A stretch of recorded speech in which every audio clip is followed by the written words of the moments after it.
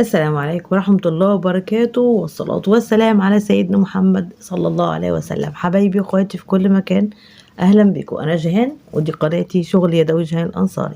سعيدة بكم جدا، وإن شاء الله أسعدكم بفيديوهاتنا مع بعض، وكمان تعليم الكروشيه وكل أنواع الأشغال اليدوية خطوة بخطوة بإذن الله. احنا بدأنا بالكروشيه وإن شاء الله نتطور مع بعض ونبدأ ونكمل كمان في التريكو وفي التطريز وفي الإكسسوارات بإذن الله. طبعا الإكسسوارات اللي هي مدموجة مع الكروشيه أو الإكسسوارات لوحدها إن شاء الله. كل ده هنعمله مع بعض في القناة. أنا كنت عايزة أعمل كل قناة لوحديها، لكن للأسف هيبقى صعب جدا بنظام اليوتيوب الجديد، مش هيبقى سهل أبدا الموضوع ده. فهنعمله كله إن شاء الله، يقدرني ربنا ويديني العمر وأعمله في قناة واحدة. كنا اتعودنا على سؤال في أول حلقة وإجابته بتبقى في الحلقة اللي وراها. تمام، هفكركم بس من أول رمضان عملنا النظام ده، وإن شاء الله نستفيد مع بعض، يا إما معلومات عامة يا إما معلومات دينية. تمام. السؤال كان بيقول: ما هي السورة التي تعدل تلت القرآن؟ وده السؤال الحلقة اللي فاتت، والسورة هي سورة الإخلاص. تمام. سؤال الحلقة النهاردة: ما هي السورة التي سميت بسورة القتال؟ تمام.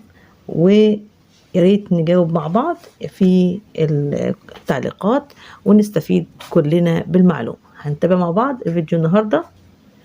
هنبدأ نشتغل المفرش بتاعنا، بس ده الوجه بتاعه اهو، ده الوش بتاعه البروز بتاعه. احنا الدور دوت بنعمل من الظهر. تمام.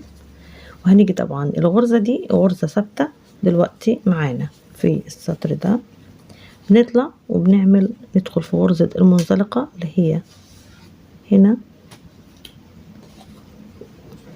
بس اظبطها معاكم اهي عشان اطلع بس ايه 2 كده، فادخل فيها واعمل 5 عمود بلفة، 2 3 4 5. طبعا عشان انا بعمل من الخلف، فباجي الابرة من ورا كده، من ورا بدخل فيها وبدخل اخد الابرة واطلع بيها بالشكل ده ومنزلقة، وبعمل منزلقة كده وادخل على الفشارة الناحية التانية واعمل عمود بلفة. تمام. وباجي اخد 2 سلسلة وبدخل في العمود، وانا النوبات دي بدخل على ورقة الشجر والزهرة بتاعتي، فباجي بتقدم بالغرزة وبدخل هنا في الوحدة اللي قبليها وبعمل 10 عمود من اول هنا. تمام كده 3 كده 4 كده 5 6 7 8 9 10 عمود بلف، بعدين 2 سلسلة وبعمل في التالتة هنا 1 2 3 عمود هنا نعمل فيه غرزة عمود بلفة، وبعدين بدخل في الغرزة اللي قبل الفشارة بعمل فشارة هنا. تمام. عشان احنا بنزود الفشارة في الدور ده، الدور اللي فات كانوا 2، الدور ده بعمل 3، يبقى كده 4 عمود 5 عمود. بدخل برضو من ورا عشان يبقى البروز من على الوجه بس. تمام. واعمل المنزلقة والعمود. ادي اول واحدة، وبعدين 2 سلسلة وفوق الفشارة اللي تحت بعمل عمود، بعمل هنا في الفراغ والوحدة دي بعمل فشارة تانية،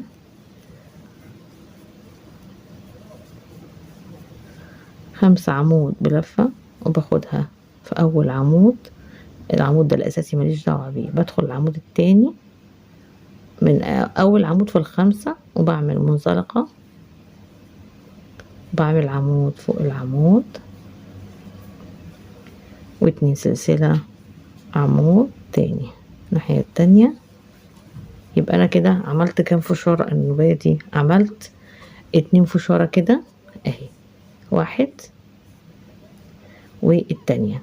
تمام. بعمل هنا التالتة عشان انا بزود، عشان اعمل الزهرة. طبعا زهرة من الفشار عبارة عن كده يعني. تمام. 4 5، وباخدها برضو اطلع كده لفوق، اخدها اسيب العمود الاساسي وباخد دي، بدخل في العمود اللي جنبيها من ورا وبطلع بمنزلقة بالشكل ده، وباجي هنا وبعمل عمود بلفة 2 سلسلة، وبعد 1 2، وفي التالتة هنا بدخل اعمل عمود. يبقى دي الوحدة اللي زي دي بالظبط. تمام. قبل ما ادخل على 10 عمود بعملها، وبعد كده بكمل على العواميد وبعمل 2 كده عمود، 3 4 5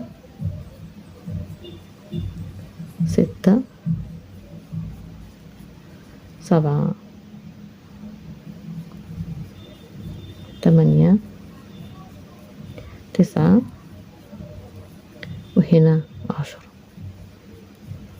بكمل طبعا 2 سلسلة عمود، وبطلع بكمل الصف بتاعي وبطلع الصف الجديد طبعا، وهوريكم الشكل بتاعي هنا اهي. بنتكلم انا بشتغل لكن دي العدلة بتاعتها، وادي شكل الفشارة بتاعتي، وادي الرسمة بتاعتي الزهرة التانية التالتة عملتها. تمام. هكمل انا وهبدأ السطر الجديد وهرجع لكم تاني. دلوقتي انا طلعت الدور اللي وراه، في الدور ده قبل ما اطلع اكمل لكم الدور ده بزود اللي هي الفشارة 4 فشارات، بعد ده بدل ما اعمل 3 بعمل 4. وفي نفس الدور ده ببدأ ورقة شجر من ورقة الشجر، بداية من ورقة الشجر اللي بتبقى هنا اللي هي دي، ببدأها سوري هوريها لكم اللي هي بدايتها دي. ال10 وحدات دول 10 عواميد ببدأهم هنا مع الدور الرابع لل4 فشارات اللي بتبقى هنا. ببدأ ورقة شجر جديدة لو عايزة أكمل، وبنفس الطريقة أعمل زهرة يمين وزهرة شمال. فلما أبدأ الزهرة الشمال ببدأها بعد بصوا الصف 1 2 3 4 5 من آخر فشار، يعني 5 أدوار بالشكل ده بتعملي بيهم الفشار الرسمة التانية، وتعملي 5 أدوار هنا وحدات فارغة. تمام. الشبكة مربعات يعني. وبعد ال5 بتبدأي هنا في الدور الرابع الجاي اللي هو الدور السادس بالنسبة للمنطقة دي، 1 2 3 4 5. في الدور السادس هنا بتبدأي تعملي ورقة شجر جديدة وبتعملي زهرة جديدة من هنا.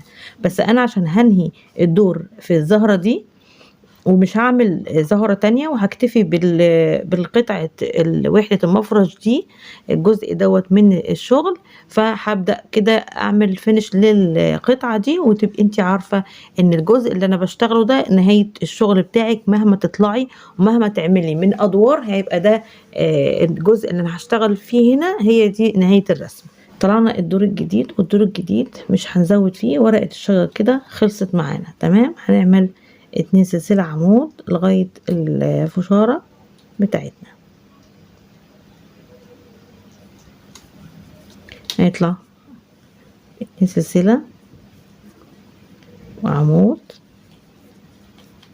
2 سلسلة 1 2 3 عمود، 2 سلسلة 1 2 3 عمود، 2 سلسلة وهنا عمود. وبنيجي قبليها الغرزة بنعمل هنا فشارة بتاعتنا. تمام.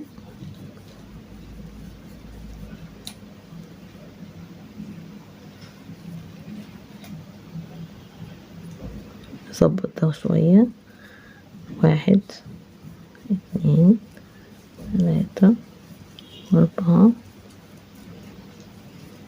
5. وبنيجي نطلع بالشكل ده من الإبرة وندخل غرزة المنزلقة، وبنيجي نشتغل هنا عمود، 2 سلسلة عمود الناحية التانية فوق الفشارة، وحدة مربع فاضية. بنيجي الناحية التانية وبنعمل فشارة من 5 عواميد، 5 عمود برضو ندخل من فوق كده وبناخد الخيط نطلعه، وعمود هنا، 2 سلسلة، عمود، باجي هنا بعمل عمود، 2 4 5، باجي اكمل بالشكل ده، وباجي اعمل عمود بلفة، 2 سلسلة، عمود، وعملت 3، 1 2 3، وباجي هنا بعمل الرابعة، 5 عمود بلفة،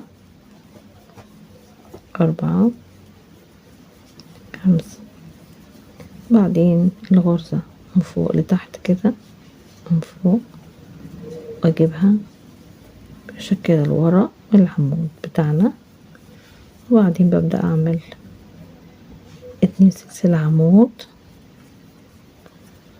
2 سلسلة عمود، 2 سلسلة عمود، لغاية لما اوصل للفشارة دي، وبعمل فوق الفشارة فشارة تانية بالشكل ده، بدخل في المنزلقة اللي انا كنت عاملاها، وبعمل عمود، 2 عمود، 3 4 5 عمود بلفة. يا جماعة الخيط ده الغلط مني انا، مش من الابر، مش من الخيط، الخيط سليم مفيهوش اي حاجة، القطعة دي انا مشكلة عندي انا، مش عند الايه الخيط، عشان ما نظلمش الايه الشركات وكده. 2 سلسلة عمود لغاية الاخر، وبكده انا خلصت الايه السطر بتاعي زي ما انتوا شايفين كده اهو. هبدأ بس اكمل للاخر هنا، وادي الاربع فشارات عملتهم، بحيث انا عملت الزهرة بتاعتي اهي. ببدأ بعد كده اعمل التناقص، بس اكمل السطر وارجع نعمل التناقص مع بعض تاني. بدأنا السطر الجديد وطلعنا بيه، عملنا الغرزة بتاعتنا البداية الثابتة، وبعد كده عملنا الوحدات بتاعتنا لغاية لما وصلنا لإيه للفشارة الفردانية اللي بقوا فوق بعض. فأنا باجي بعملها برضو، وآخر دور بعملها فيها ديت بالشكل ده، علشان أنا بدخل في المنزلقة، نخلي بالنا في غرزة المنزلقة اللي هي دي، بدخل فيها وبعمل العواميد الخمسة بتاعة الغرزة. تمام، 3 4 5، وانا بشتغل كده من الظهر، فباجي هنا من ورا باخد الغرزة بالشكل ده عشان البروز يبقى من الناحية التانية، بعمل منزلقة واطلع اعمل هنا غرزة عمود بلفة، 2 سلسلة، وهعمل عمود، و2 سلسلة، هعمل عمود، 2 سلسلة، عمود، 2 سلسلة، عمود، 2 سلسلة، عمود. تخطيت انا كده الغرزة علشان هعمل العواميد بتاعتي فوق غرزة الفشارة دي، وهبدأ هنا اعمل الفشارة اللي عليها الدور في الفراغ هنا، يبقى كده انا بنقص واحدة، فهطلع الدور ده ب3 فشارة بس. تمام، 5. بعد كده هجيب من ورا كده علشان اخد غرزة المنزلقة معايا، هقفلها وهعمل العمود، 2 سلسلة، عمود فوق الفشارة من تحت، وباجي اعمل جنبيها غرزة الفشارة بتاعتي،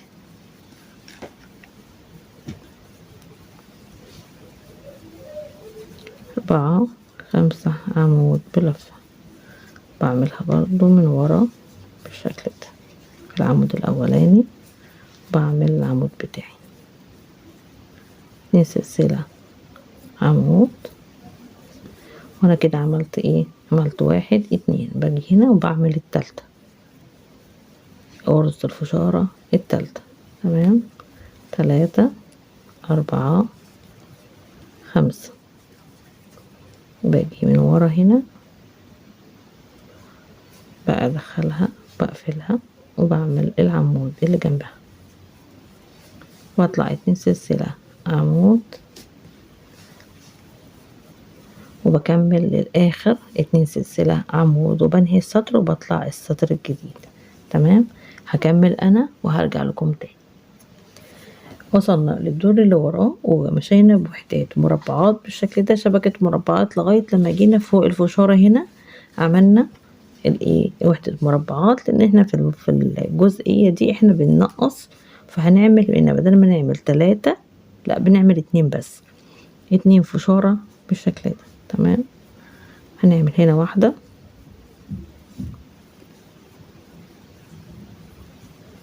5، باجي هنا بعمل بالشكل ده عمود هنا،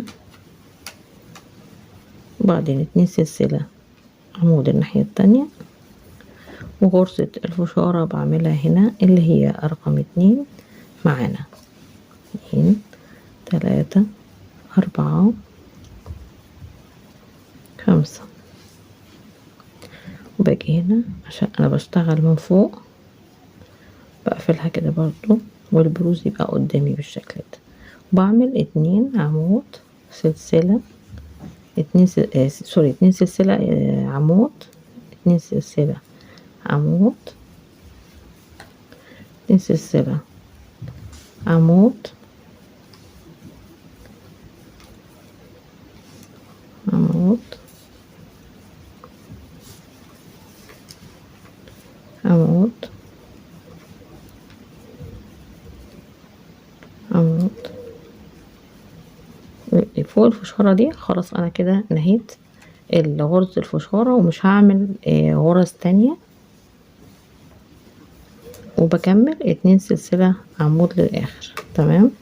بكمل انا السطر بتاع الخطوة دي، بكمل السطر بتاعي للاخر وبرجع لكم تاني. انا كده بكمل، هنخلي بالنا ان احنا كده مش هنعمل زهرة تانية، يعني احنا كده في اخر مفرش، في نهاية المفرش بتاعك لما تعملي ادوار الفشارة والزهرة بالفشار بالشكل ده اللي انت عايزاها، بتعملي 1 2 3 4 5 6 زي ما انت عايزة، بتعدي وتطلعي زي ما انت عايزة الادوار، والرسمة بتكرريها اكتر من مرة زي ما انت العدد اللي انت عايزاه والطول اللي انت عايزاه، كمان العرض بتعمليه، ولو عايزة تكرري العرض من غير الفشار بتكرريه طبعا، وتلغي الفشار وتعملي وحدات لغاية لما توصلي للحجم العرض اللي انت عايزاه او الطول ده براحتك جدا.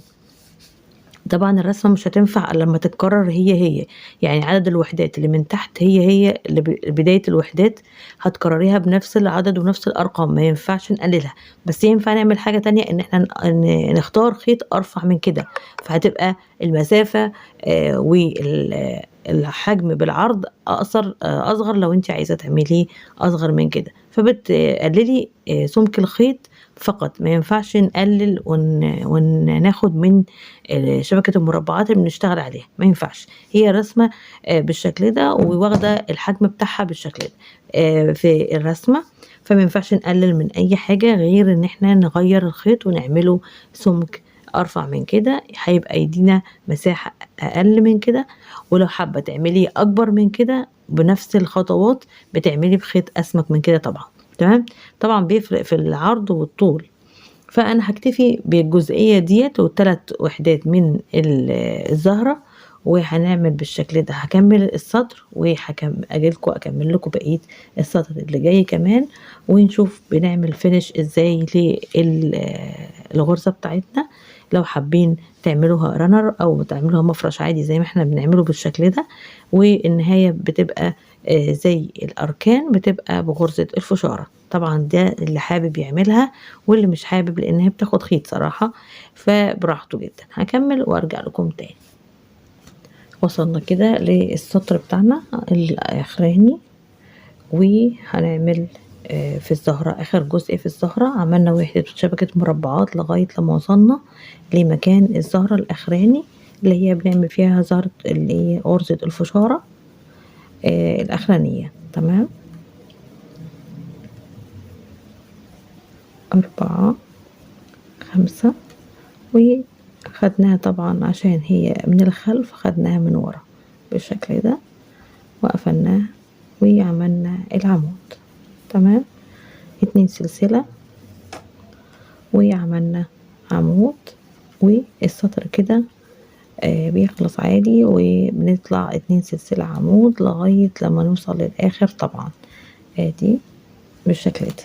طبعا ده ظهر الشغل، هخلص السطر هوريكم الناحية التانية. تمام، انا كده خلصت الجزء اللي احنا المفروض نتعلمه من المفرش بتاعنا، وفي الاخر عملت سطرين زي ما انت شايفه. السطر الاولاني عملت فيه غرزه الفشاره الاخرانيه، والسطر الوحده المربعات وشبكه المربعات عملتها زياده.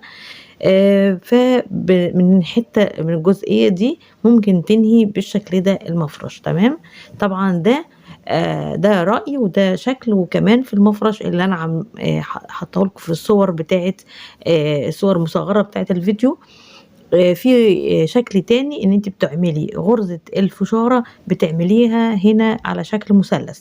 بتطلعي مثلا في الاول بمثلا نقول 40، وبعد كده 39، وبعد كده بتشيلي واحدة هنا واحدة هنا، يبقى مش يبقى 38، 36، 34، لغاية لما يبقى مثلث عبارة عن فشارة.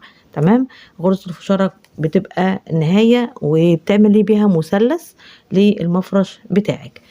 كده انا خلصت الفيديو بتاعنا، وان شاء الله اكون قدرت اوصل لكم لنتيجة كويسة. وهقول لكم دلوقتي مقاسات ووزن القطعة اللي احنا عملناها، طولها وعرضها، وكمان كمية الخيط اللي احنا استخدمناها. تمام، عرض القطعة اللي احنا عملناها 42 سنتي، من هنا لهنا 42 سنتيمتر، دي 42 سنتي.